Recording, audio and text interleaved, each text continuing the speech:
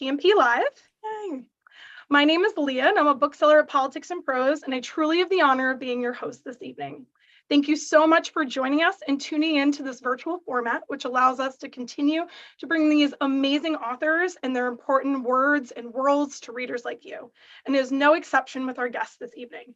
I'm so excited to welcome our very special guest, Zoulfa Katouh, joined by Sabaa Tahir, as we celebrate the release of Zoulfa's stunning debut novel, As Long as the Lemon Tree Grows.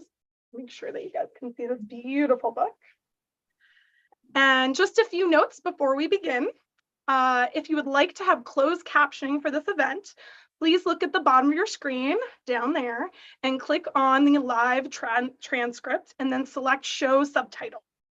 You can also click the link that will drop in our chat box to purchase your copy if you haven't yet, or a few more for friends of this amazing book.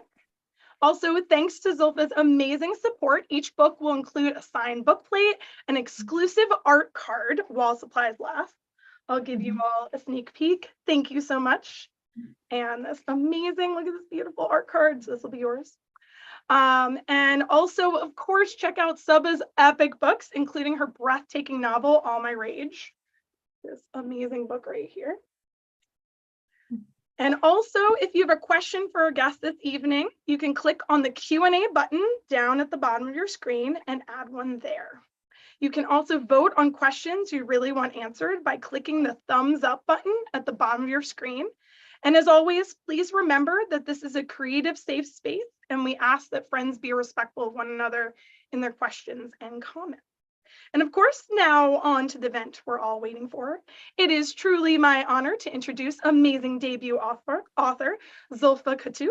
Trilingual in English, Arabic, and German, Zoulfa holds a bachelor's degree in pharmacy and is currently pursuing a master's degree in the drug sciences. Amongst her pursuit of the sciences, she also has a deep love of books. Of course, we can tell from this amazing book this evening, and a joy of the beauty of storytelling. A Canadian writer with Syrian roots, Zoulfa currently lives in Switzerland, where she is tuning in from, I think, this evening, and where she can also be found chasing sunsets and talking to stars and living her Studio Ghibli dreams in the surrounding countryside. And of course, when she's not talking to herself in the woodland forest, she spends her time baking aesthetic cookies and cakes while listening to BTS songs. Army represent. Yeah. And tonight we are celebrating the book birthday of Zoulfa's debut novel, As Long as the Lemon Tree Goes. So in honor of that, we have an amazing special guest this evening with her. So this evening, she's joined by fellow fabulous YA author, Sabaa Tahir. Sabaa is the best-selling author of the epic Ember in the Ashes series, which she began while working as a newspaper editor, and is now, it's translated in over 35 languages.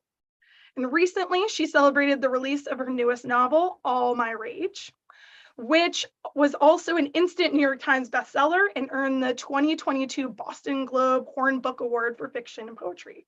Congratulations. Thank you. We're so lucky to have these two voices here this evening. So now it's my pleasure to hand off the discussion to Zoulfa and Sabaa. Here's the virtual stage is yours.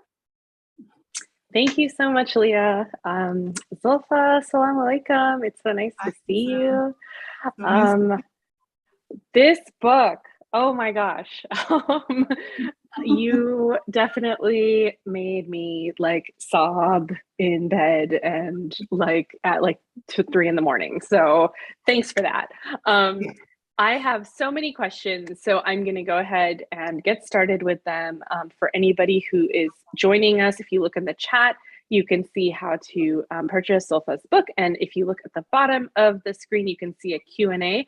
Please add your questions there, and I will be going through them at the end of our evening, and we will definitely have time for audience Q&A. So if you have any questions that come up as we're watching, please go ahead and throw them in there and I will look through them at the end, okay? Okay, so Zoulfa, let us start with an introduction. So for those members of the audience who don't know much about your book, can you please tell us a little bit about As Long as the Lemon Trees Grow?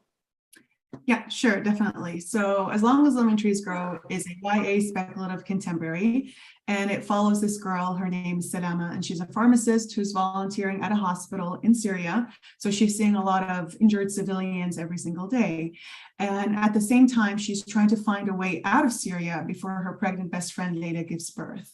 And due to her PTSD, she has these hallucinations that seem a bit too real, and they're manifesting into this person who may or may not be real. This is up to reader's interpretation and what happens in the book. But he just brings out, he's trying to convince her to leave Syria. So with all of this going on, Salama has kind of lost her spark. Like she doesn't see the joy in life anymore. And that is until she meets Kennen, who is a Syrian, also in Syria, and he shows her that there is life despite everything that's going on. But the bombs are falling and time's ticking, so she has to make a decision of whether to stay or leave. Beautifully said. This is your debut novel. It's the first one you've written. I think, first of all, it's incredible that you are both a pharmacy student and getting your master's degree in drug sciences and also have written this book. Like, that's amazing. So how does it feel to finally hold it in your hands and see it on people's bookshelves?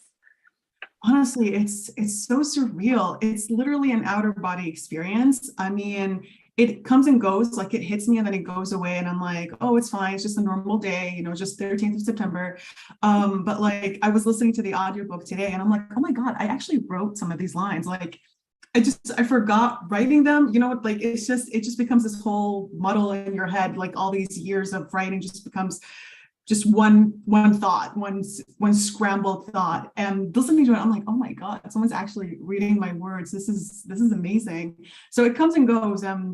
It's gonna come back a lot when I meet readers, because today I didn't meet any readers. So when I meet them face to face, it's gonna be amazing.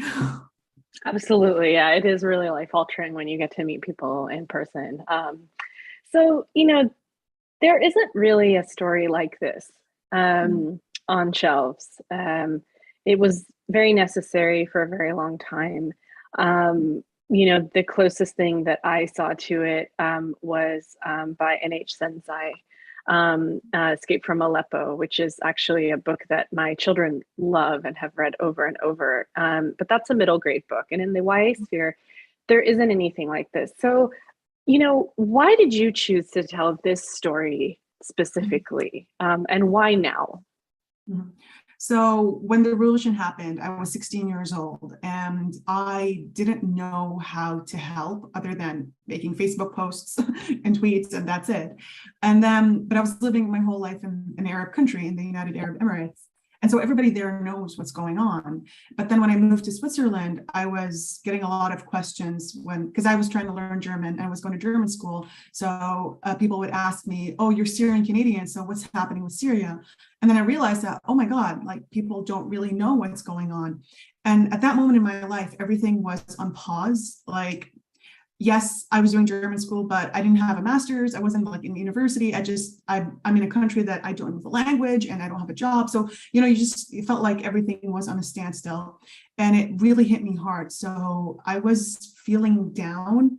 And in that, a story was born where I could, it was kind of like a catharsis. So I had read Britta Sepetys, Salt to the Sea, which is a fictionalized book about what happened during World War II. And I'm like, oh my God, that is amazing. That was such a genius way of bringing something so horrible that happened to readers' eyes, to readers' minds. And I wanted to do the same thing for what's happening in Syria.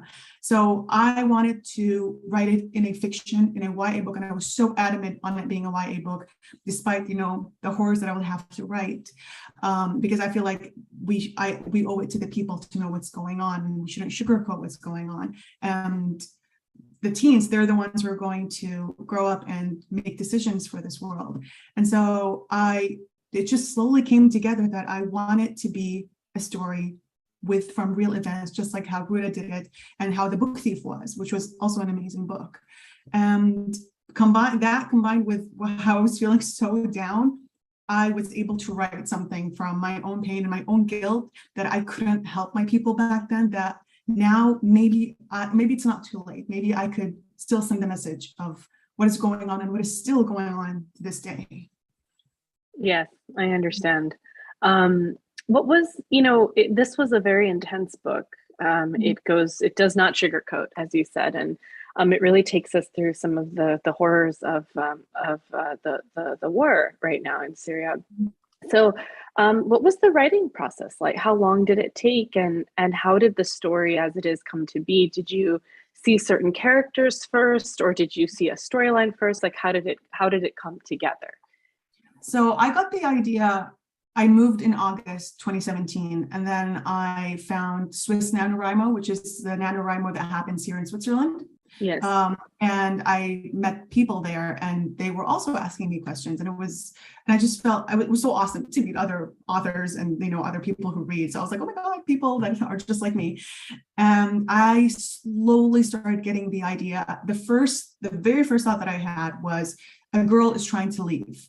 The very second thought was, oh, but what if she has a hallucination that is, playing with her mind? And I'm like, that was a nice thing to add. And so slowly, like, Khawf was the first character that I ever thought of. And then Salama came after, and then Layla, and then Kennen was the last one. And the story was really different back then. I wrote the first 50,000 words in NaNoWriMo, continued it. And I don't really talk about my querying journey a lot because I did it really, really wrong. So I don't want anyone to do what I did. I had writer friends here in Swiss NaNoWriMo, but I didn't know how to get traditionally published. And so as soon as I finished it in August 2018, so I finished it like this following year, next day I queried it. It was so bad. Like, no edits, no anything. And I didn't know because I didn't have like other writer friends. And the only thing that I Googled was like how to publish a book. And they're like, write a book. Second step, find an agent. And slowly I revived my Twitter. That's when I found out that Twitter is a good place to find other writers like you. And I started having more friends, and they're like, oh, no, you cannot query a first draft. Like, that is writing 101. And so I was able to make it better with the help of writer friends. And I did PitMad. I got one like from an agent, and then I did DVPit, and I got 50 likes. And one of them is my agent, Alexandra Levick. And I started querying. And I got a lot of rejections.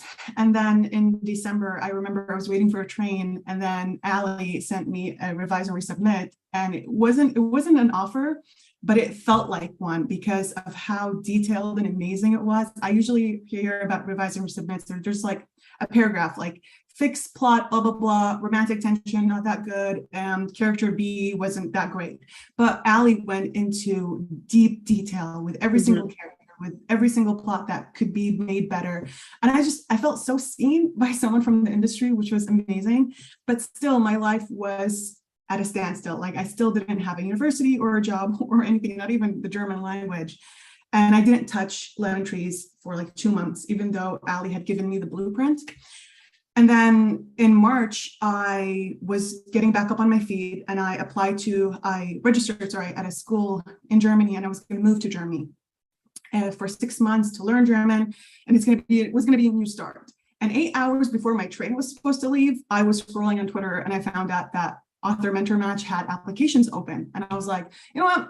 I'll just apply. Like, what's the worst that could happen? They'll reject me, which is fine. Like, whatever. I've been rejected before.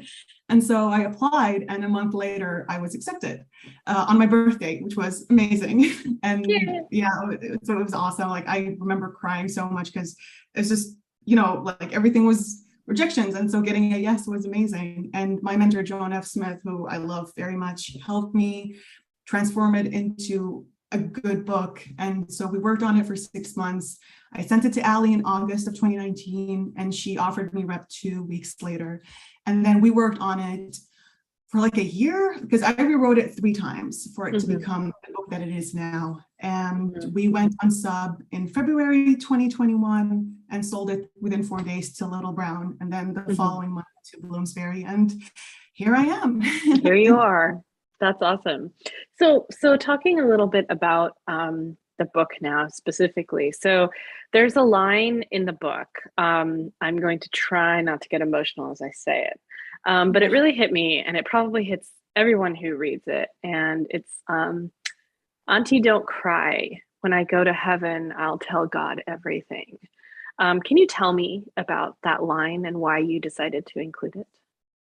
So I wanted to, this line is actually, it really did happen. If you Google this line with Syrian boy, you'll find a picture of it, this Syrian boy who's in the hospital and wounded. This boy is all right. This is not the boy who said this line. No one knows who this boy is, but the fact what we know is that he was 3 years old and he said it and then he died.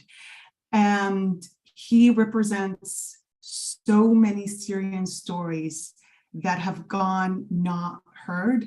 And so we heard his story, but there's like millions more that we don't know.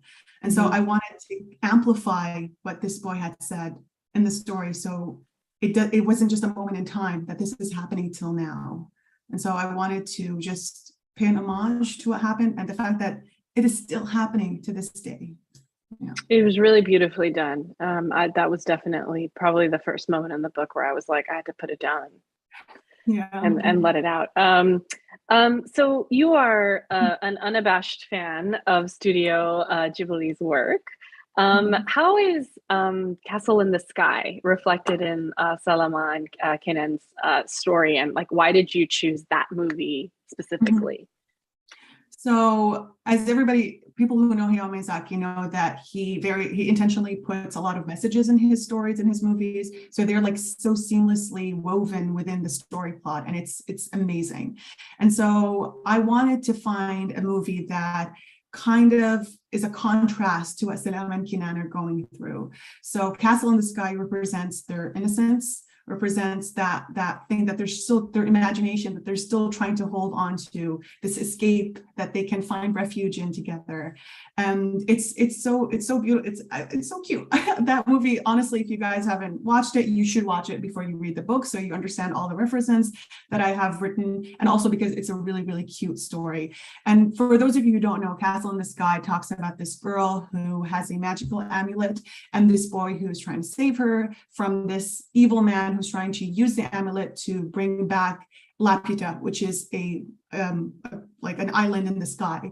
And so there's like a lot of themes that are similar to what is happening in Lemon Trees, and how both Shira and Patsu are reflected in Salama and Kennen. So I really like weaving in those Easter eggs. So yeah, go watch it. So everyone has their homework. Tell me about the character of Khawf. Where does he come from? I'm not going to talk about the meaning of the word Khawf, which is something where if you speak Arabic or Urdu, actually, you probably know what it means. If you've read Ember, you actually might know what it means, because I also have used that word. So I don't want to spoil it, but where does he come from, this character, and how do you feel he added more substance to the story? So I wanted to take a new approach, and don't worry, listeners, this is not a spoiler, but I wanted to take something abstract and give life into it, because like in our faith, we believe that everything has life, from the moon to the trees to the grass. And so why not something kind of abstract, something that nobody would ever think about, and amplify it and give it a voice and make readers have their own assumptions of what this person is, where they come from. So that's actually one of my favorite things to see, is from readers who are like, who is he? Like, because he talks a bit different than Salama and Kennen and Leila. And that is all very intentional, because who is he? I don't know. Yeah. Yeah, I think he would be different for everyone, right? So that's what makes him so interesting. Exactly. So Salama makes a decision in the book. Again, not going to spoil, but she makes this decision between survival and what she sees as, morality, or, the ethical thing, her conscience, right? Why did you, and that actually is something she thinks about through the whole book after that decision is made. Why did you decide to explore the theme of someone's conscience versus their need to live? Because I think in the Western world, that's not really something that a lot of us come across in our daily lives, but in a lot of Muslim countries especially, it is something that people have to deal with on a daily basis. So I'm curious as to why you decided to explore that theme, and what was it like for you? So what happens in the story, the one that you're talking about, happened in the third rewrite, because for the first two rewrites, Salama the only issue that she had was like leaving her patients, and then something happens, and then she does something, And that was written in the third book. And I'm like, oh my God, like I pushed her to the edge to do something that she probably wouldn't have done otherwise.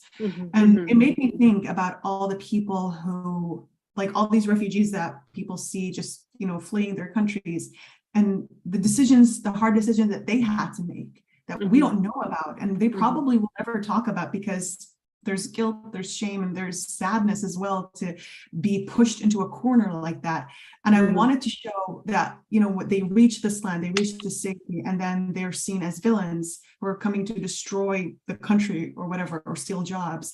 And it's like, and then they're seen as weak because of what they did. But it's not weakness, it's not, leaving your country is probably, leaving everything behind is probably one of the hardest decisions a person can make. And so I wanted to show, because like, for example, like when Salama reaches, or if she reaches Germany, whatever, well, how will people see her? They won't know what she went through. They won't know the decisions that she had to make. And so I wanted to show that in the decisions that she made within the story. Okay, I see. So, the novel is set during the Syrian Revolution, an event that readers might not know that much about. Is there anything that you would like readers to know before they dive in?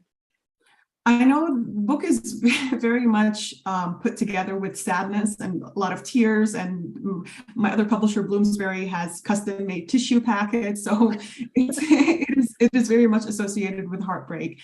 But it's also something that I want readers to know before they read, is that my characters are more than the pain that they have. I want them to exist outside this situation that they're in. So like, for example, if someone sees, a coffee shop and they're like, oh my God, Salama would love this. I love that. That makes them feel more real and more human and more than the situation that they're in. And so this is something that I love to do with my friends. We come up with a lot of headcanons. And one of them is that Salama and Kennen would adopt 6 kittens, and they would. Like, it's those cute moments. Did you hear that, Sammy? Yeah, exactly. So you have, friends to play with. Yeah. And so things like this, for me, make them, as I said, more 3D, they become flesh and bone. But that also reflects within the story with how they would act in certain situations and how they would talk to one another. And I think I've been given this comment a lot, that my characters feel real. And I attribute this a lot to me writing more stories about them outside the book, to just like know their personalities more. So they do represent all Syrians who are also more than their pain and their suffering. So I don't want people to see refugees as refugees. This is just a situation they're in, but they have dreams and ambitions and family and a country that they love. And so I want people to see them as people, not the situation they're in. I think you need to write like a novella about this whole kitten adoption experience. I would 100% throw my money at you for that. I mean, I might have. Okay, but put it online. I want to see it. Sell it. Yeah, exactly. So we're both Muslim women. We're writing about Muslim women. What is it? It's not an easy place to be, right? There's not a lot of us, first of all, not just in publishing, but in young adult publishing. There's not a lot of people who understand, what it is that we might go through and how things might be different for us. And there's also not a lot of acknowledgement of the difficulty of what we and a lot of Muslim authors go through. So what has it been like for you to see more of these stories, not enough maybe, but more of these stories in the young adult space? And where do you think we can see improvement? I am happy with how things are happening. I mean, if things weren't becoming better, I wouldn't be sitting here with a book that defies negative stereotypes. And so what I would have loved, it took me a long time to realize what I wanted from Muslim stories. I came to the conclusion only like last year. I'm like, I want nuance. That is something I don't see. I didn't see in Muslim stories before, which is why I adored All My Rage, because of the gorgeous nuance that you wrote. I mean, you wrote these perfectly imperfect Muslims who are so perfect in their own way. Oh, thank you. It was a breath of fresh air to see that Islam's not the villain in the story. That was amazing.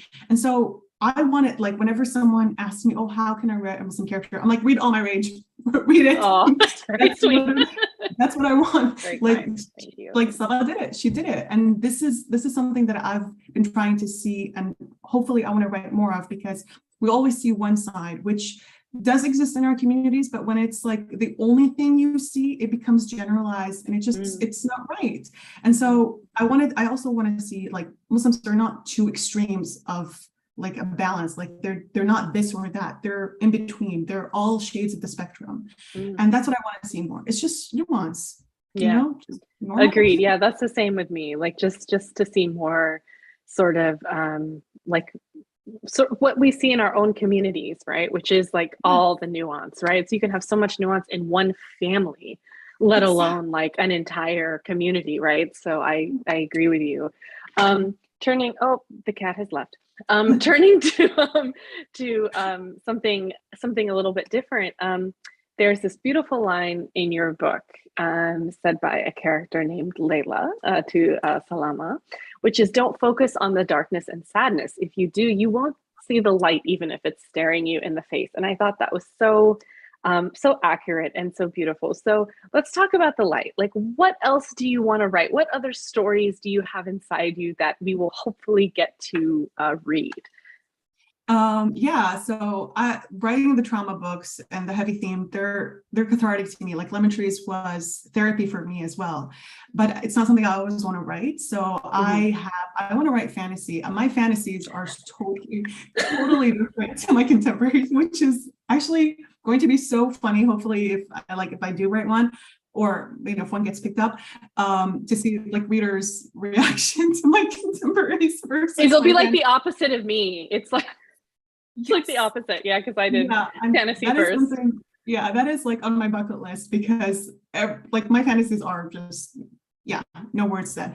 And I would love to write a rom-com. I would love to write middle grade. I have a speculative contemporary in my mind. I have a dark academia book. So I'm always turning those. I love it. That's awesome. I can't wait. I'm like, I hope we both live a long time so I can keep reading your amazing books. Yes. So now I'm going to do some like rapid fire questions, and you just answer as quick as you can. And then we're going to actually move to audience questions. So last call, if you have questions, please put them in the Q&A, and then I'm going to do a few minutes of audience questions. So, okay. What is your go-to writing snack? So I don't eat when I'm writing. I like to drink either Diet Coke. I'm sorry, I can't type in my fingers. It's okay. I'm just a like habitual snacker, so I'm just like constantly stuffing my face. How? But doesn't your keyboard like suffer from crumbs or something like that? I have this paranoia. No, I have like a whole system. So like I have like paper towels, and I have like hand wipes, and like I have, because I am also very like finicky. Like I don't want anything on my keyboard. So I do have a system. Okay, that's good. Okay, that makes sense. Yeah, but I do like iced coffee. I've been looking up a lot of recipes for iced coffee so I can like get in the mood. And those are, if you see like most of the iced coffee on my stories, on my Instagram stories, are ones that I made. So it's fun. Lovely. Excellent. Okay. Do you have a go-to writing soundtrack or song? So for every one of my books and works in progress, it has its own playlist. So Lemon Trees has a list. My second book has one, and there's like 2 or 3 songs that represent the book. So like for my second book, it's This Love by Taylor Swift that represents the second book. And for Lemon Trees, it is Film Out by BTS and Diathon Wander. Diathon is a YouTuber who does piano. And he has a song called Wander, which is Salama Kassab's song. Like I wrote most of their scenes to Wander, which is a very cute piano. People should listen to it. Yeah. Oh, that's beautiful. I love that. Who is a book character who you love to hate? The Commandant. Yeah, she's fun to hate. It's true. Oh my God. She's the worst, truly. Like, I love villains, but I'm sorry, I hated her so much. That's the point. You were supposed to hate her, so that's wonderful. You did a good job. Like you did. Thank you. Job. Oh my awesome. God.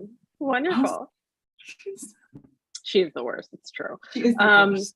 So if you had to pick any magical, mythical, make-believe world to like transfer into? Like you get to be in there now. What would you pick? I will say Studio Ghibli only because every single fantasy book I will die. Like I will be Oh, the totally. first.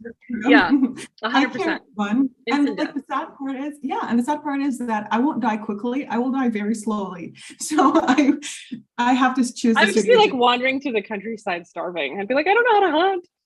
Exactly. Like there will be death. I will be the first to go.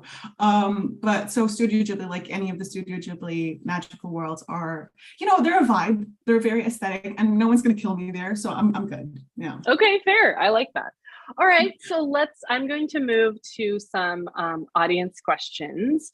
So the first one is from Jordan Gray. She says, yay, Zoulfa, what was your process like writing this novel versus anything you've written before or after? Actually they all have the same, like they begin with the same process, which is a pantser. I'm a pantser, so I like to discover my book as I'm writing it. I do know certain things, I know how it ends, but how to get to the ending is, a journey for me. So they begin all the same way, but then the edits are when things get different and I'm like, oh god damn it, I have to plot. Ugh. Oh, plotting. Okay, wonderful. So here's a question from Adib Nami. It is, as Muslim POC authors, how do you motivate yourself to pursue writing as a career when it's not the most conventional career route?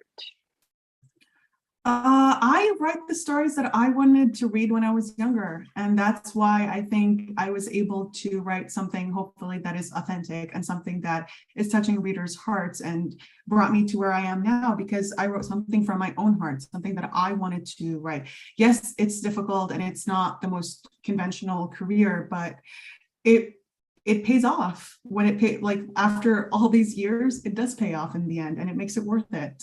Yeah, no, I would agree with that. I have two kids, they're 13 and 10, and actually I write for them. It's like very, very, that's who I write for. So that's a lovely answer. So Alina Khawaja wants to know, I'm sorry, Alina, if I said your name wrong, wants to know, what is Salama and Kennen's ship name and where did it come from? It's Lemon Blossom. And my friend Aaliyah was the one who came up with it, and she wanted it to be parallel to Everlark, to Peter and Katniss, because Peter and Katniss, I'm a huge Hunger Games fan, so they inspired lemon trees heavily. So yeah, they're like, if I wrote that in my acknowledgements, because I also thanked Suzanne Collins, and I'm like, if it wasn't for Everlark, there would be no Lemon Blossom. So yeah, fair enough. Okay, I love it.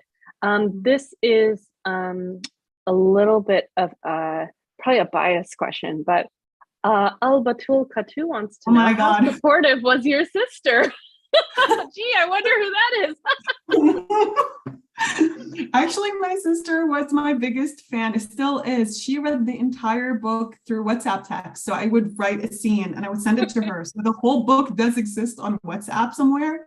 But she was very supportive. Very great sister who took very great care of me. Good shout out. Wonderful.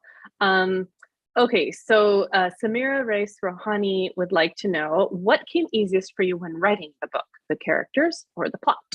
The characters. I love knowing the characters first, especially because I write side stories to the characters so I can get to know them more. So this character is definitely. Okay. And same questioner wants to know, how did you manage your time or find time to write this book amidst your school and your work? Honestly, I blacked out. I'm not gonna lie. Like, I don't remember half the time. What I used to do is like that's what I remember. Vague memories is that my lessons classes would finish at 5. And then from 5 to 10, I'm writing. Or I used to take the train to go to university, so I'm writing on the train. I wrote a lot. And I used to, did I write in class? No, I didn't write in class, but like, oh yeah, sometimes when we had Zoom classes during 2020, I was writing. So, okay. But I passed those classes, so it's okay. Yeah, if my mom's watching, yeah.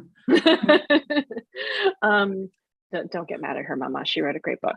So Aisha Ali would like to know, what was your favorite book as a teenager or young adult?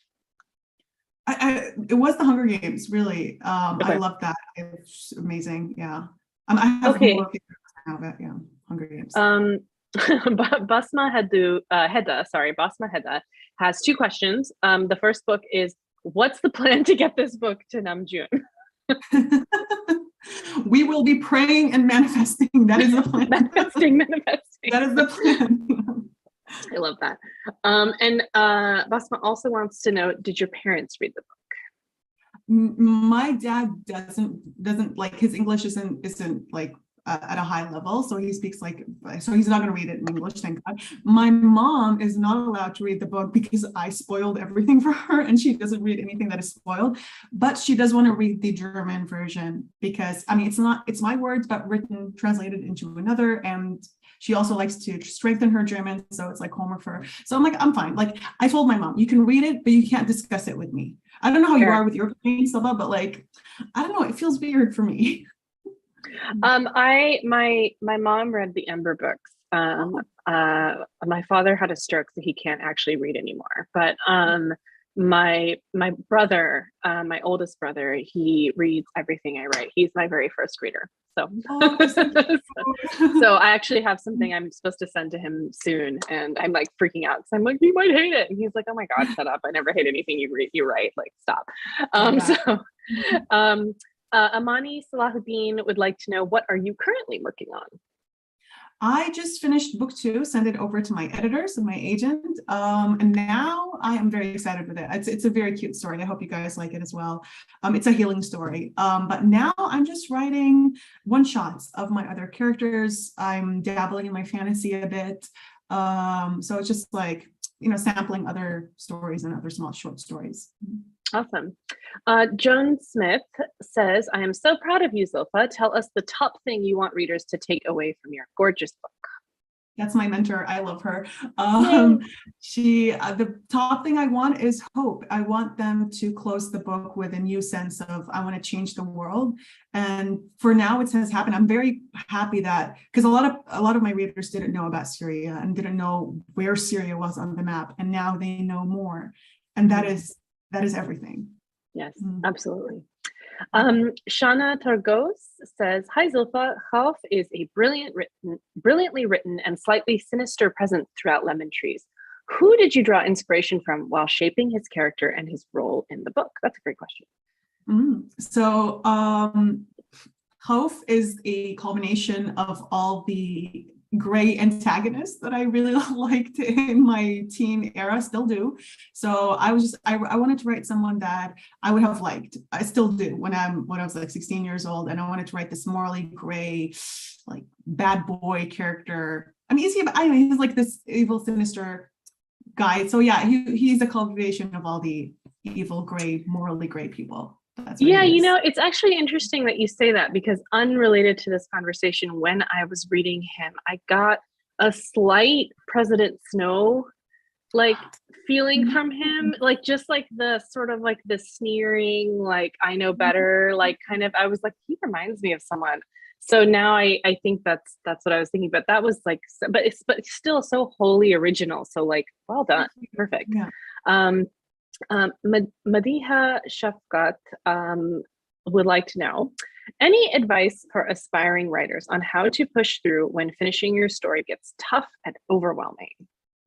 My number one advice is to take care of yourself, because if you feel yourself nearing burnout, you will not be able to give the book the attention it deserves. You will hate your book. Like that I was in danger of doing that for Lemon Trees. Like I was so engulfed in wanting to finish this book that I wasn't even writing well anymore. And I was like neglecting my own mental health, that I was beginning to be like, oh my God, do I even want this? Like, I'm not even feeling it anymore. So if things get tough is a very vague term. So is it tough, like difficult subjects that you're dealing with, that you have to take care of yourself. But also if it's getting tough, like you can't find the inspiration, you can't find the motivation, that means your brain's telling you, slow down, go have a walk and clear your mind, because that's what you need. Yeah. And you yeah, will finish, totally. like Great you will advice. definitely finish your book. You don't have to push yourself into doing that. Yeah, great advice. I think people do often feel like almost like a ticking clock feeling when they're writing, like they're like, I have to finish it by this time. And it's like, you know, I can definitely attest, as it took me 15 years to write a book, that like you can take your time, hopefully. So Nav Graham would like to know, which character surprised you the most when you were writing? I will say Salama, because of the third rewrite and the things that I changed in it. I'm like, oh girl, what are you doing? Like that was interesting. Yeah. Because like when I write, I usually like, possess the body of my character, and then when I'm done, I do an exorcism and I'm out. So like I'm like, what are we doing? What are we doing? So it was very interesting to write that. That is interesting. Alina Khawaja again, and she would like to know, would you want Lemon Trees as a real life adaptation or an animated film? I would like it to be an animated film, honestly. I feel like a lot of things can be translated more into animation. I mean, I wouldn't be opposed to a real life people film, but animation feels more, with Studio Ghibli and how it is. And it feels like an Easter egg in itself that they became the story that they want to write, Yeah. Yeah, no, I love that. Same questioner says, are there any YA couples that help to inspire Salama and Kennen? Oh yeah, it's literally Peter and Katniss.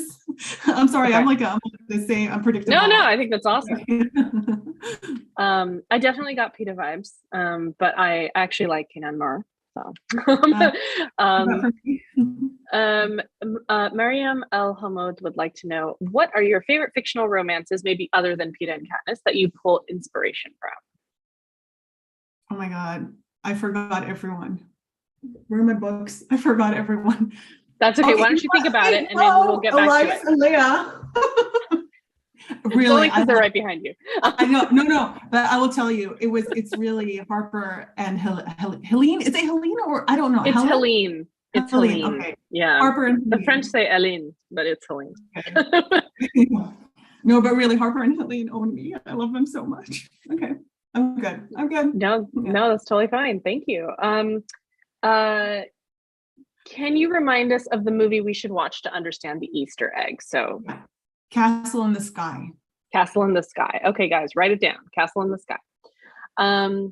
Samia P would like to know, and I think after this we'll have time for 2 more questions. So we'll do this one and then we'll do 2 more. Samia P would like to know, which themes and characters do you think will resonate the most with readers? That's a good question. I would say that Kennen would resonate a lot with a lot of readers because of his optimistic view despite everything that is happening. And the hope, like their little, because I wrote the romance as a kind of a little hope that's going on. And so I think that would resonate a lot. These quiet moments that Salama and Kennen have would amplify the loud moments. And so I think readers would really like that. Amani Slahuddin would like to know, do you cry writing your own scenes? I want to know that too. Yes. I cry, and so you should know also I cried in book 2. Like the epilogue made me cry a lot in book 2. So I hope you guys cry with me. So I'm good. I'm happy that other people are crying. So I'm not alone, I don't want to be an alone crier. Absolutely. Okay. Last question. So Adib Nami would like to know, how did your background in a scientific field help with your journey as a writer, and vice versa? That's actually a good question. So I was actually really happy to write Salama as a pharmacist because I was able to take from what I studied. It made all those 5 years in my bachelor's worth it. And so I was able to write that, like I was able to write the medicine and the scientific words. And it's been a bit difficult writing book 2 because I'm trying to not to unscientific my characters because they're in high school. So it's Right. Yeah, it's kind of difficult. So that helped me a lot with that. So what I would want to write in the future is more scientific based stories, which would be like a dark academia, ! Science. Yeah. I see. Okay. Lovely. Well, we have that to look forward to. So that is it for this evening. Thank you so much, Zoulfa. I think that Leah has some stuff she'd like to say.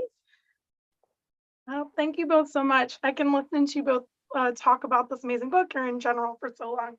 I'm so sad that that's all the time we have. Thank you so much, everyone who shared your amazing questions. And of course, thank you so much, Zoulfa and Sabaa, for joining us this evening and sharing your beautiful words and your important insights in this amazing book. So it was so great to be a part of this celebration. And of course, thank you all so much, viewers, for being here this evening or morning or wherever you are coming from and supporting these amazing authors. Don't forget, you can still grab a copy if you haven't yet of this amazing book. Check it out, or grab a copy for friends, as well as Sabaa's amazing novels as well. As an independent bookstore, we really appreciate your support. So thank you all, friends who purchased books today or will. Also, if you want to find out about more events, you can check out our website for updated listings. You can also follow us on @Kids in Prose on social media. And also, you can watch our past events on our YouTube page, including this one. So hope to see you at next event or watch this one again.